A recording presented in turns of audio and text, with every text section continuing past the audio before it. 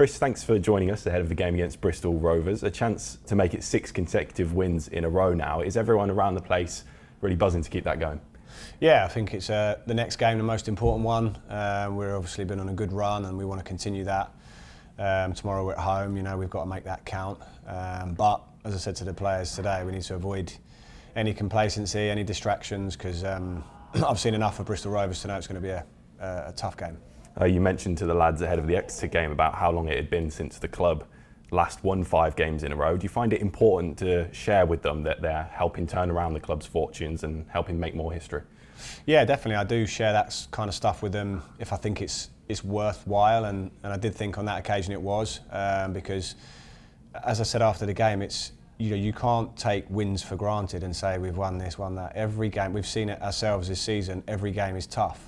So to win 5 in a row is testament to them. And if, as I said to them, you take 5,000 fans to an away game in League One, then it's a big club, and we're a big club. And if you make history at a big club in this way, then it's something to be proud of. So, yeah, it's good. But as always, you quickly turn on to the next one and say, well, we need to make sure that we repeat the same attitude and quality in this next game. You've been able to use more of the squad as well recently, like we spoke about going into this extremely busy period, and obviously it's worked really well as well. Does that show the way every player has sort of bought into the system? It does. I mean, it was big, and the knock-on effect of it was big, because not only did we change 10 players for Blackpool, but we won the game, we progressed through, but that allowed more freshness for the Stockport game, and then the rotation again has allowed for the Exeter. So it's been helpful, and it's shown that we've got a depth of squad here, even though we have been carrying also a few illnesses and suspensions and injuries. But we've navigated our way through a busy few weeks. We get a little break after this, I say a week's break if you like, and then we go again for another busy period. So it's going to be really important to use all the squad. I've known that all the way through. We're 25 games already, and we're not even. That was the 10th of December or whatever it was. So we've played a lot of games, and we're going to play a lot of games this season. So we're going to need everyone. With Alex Cochrane out as well, it's even more important for Lee Buchanan to be back fit. But when might he be capable of a 90 minutes? Yeah, so Lee's building up. I mean, he's been out for a while, but I thought he adapted really well. He's been training for a few weeks, to be fair, and had some, training game time and stuff. But then to come in and slot in the way he did, he had a job to do tactically that, sometimes people won't know exactly what I'm asking him to do. But there was a few things that he had to take on board in that game that were different, and he did it really well. I really liked his performance, and he's going to be building up. He's still probably not quite a 90-minute full pelt, but no, he's in a good place.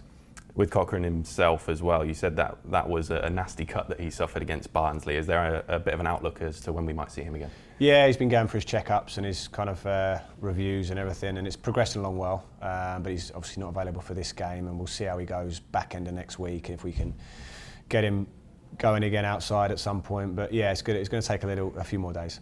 Elsewhere, I know you mentioned there being a bit of illness in the camp. Of course, Willem Willemsen and Lyndon Dykes missed those couple of games. How are they looking at the moment? Yeah, so Willem's further ahead than Lyndon in terms of that. Both back in the building, but there's this virus going around, and a lot of people have had it anyway. But they've obviously had a bit of a cough and everything. But Willem's built up nicely now, and Lyndon's, I say, just a few days behind that.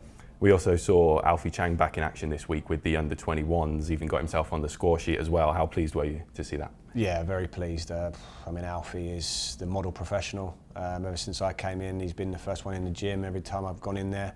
Not that I go in too much, but he was in there.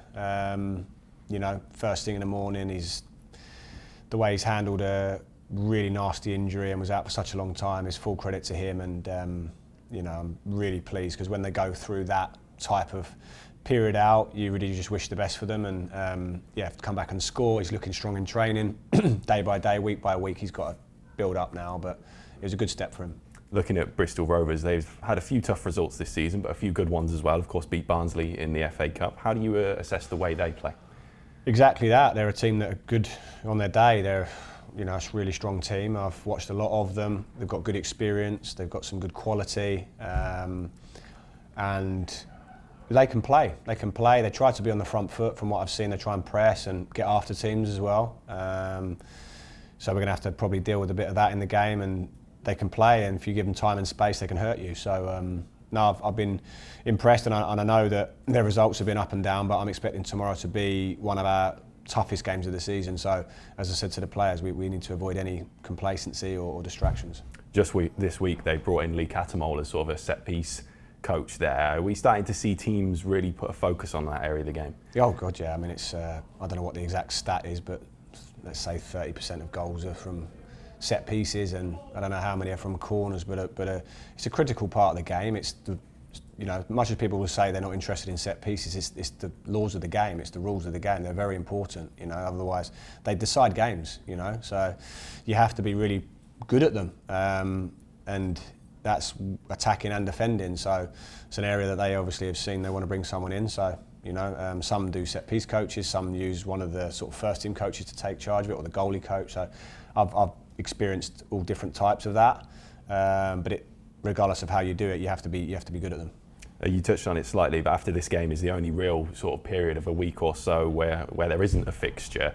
How important will it be to maximise that ahead of what's going to be a really tough run over Christmas? Yeah, it will. It's a chance to have a couple of days off and reset again and use the time well, but then also train and you know, bed down some more principles, get some training in. So a good time to recoup and reset and go again. We can treat it as a mini reset, really, not the international break, but a mini one before it really kicks on again, sort of, you know, through Christmas and January. So an important few days. Just finally as well, the club announced that yourself and Craig Gardner are taking part in the big sleep out at the stadium on Saturday night. How much are you looking forward to that, and how important is it to raise those funds for kids in the city? Yeah, I mean, I'm really looking forward to it. As I've said, it's the least I can do. It's you know, for children, not that we're going to get a present for 11,500 children that are under in care, basically, and it's the least I can do. It's not going to be pleasant sleeping out at night, but from my point of view, if that can put a smile on a child's face or make their Christmas any better, then, and if it makes a difference that I'm going, then I'll do that all day long. So yeah, hopefully we can raise as much money as we can. I'm sure it'll be an enjoyable evening and an experience that everyone can share together. And it's a great thing that the club are doing, because that's the power that football clubs have. You know, there's not many things that can generate that level of interest instantly and make that impact on people that need it. So I'm really pleased. Gav, thank you very much. Thank you.